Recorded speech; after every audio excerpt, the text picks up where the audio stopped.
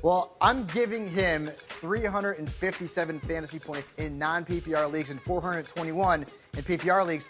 And I'm taking into account that he's probably not going to play in Week 17 because the Rams will have already likely locked in the number one seed in the playoffs. Well, let's use Todd Gurley as a jumping-off point for a look at some big backs who have great fantasy playoff matchups. Great news if you own them or a reason for you to trade to get one of these guys. Which backs for you are seeing the green light this season?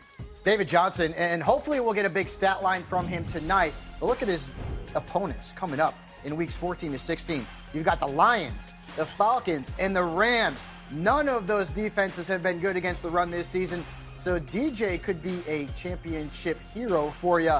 I also like Dalvin Cook. How can you not? Look at his schedule. At the Seahawks, then he plays the Dolphins and the Lions, who have been awful against the run. Do I smell maybe a buy low on Dalvin Cook? I think you may want to consider that. Christian McCaffrey also has a tremendous playoff schedule. He goes up against the Browns, the Saints, and then the Falcons. And I get it, the Saints have been tough on running backs, but last year McCaffrey averaged almost 19 PPR points per game against them.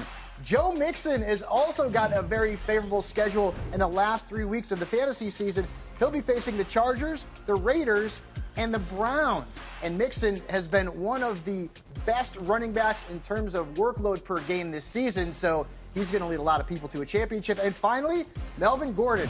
Hey guys, you know what? Melvin Gordon, we talk about Todd Gurley. This guy's right on his heels from a fantasy perspective, and he's got the Bengals, the Chiefs. Now he's got a tough matchup in Week 16 against Baltimore, but he's kind of matchup-proof at this point. Well, you talked about on the podcast on Monday how he might be a top 3 pick next year because of how well he's playing. He's been tremendous.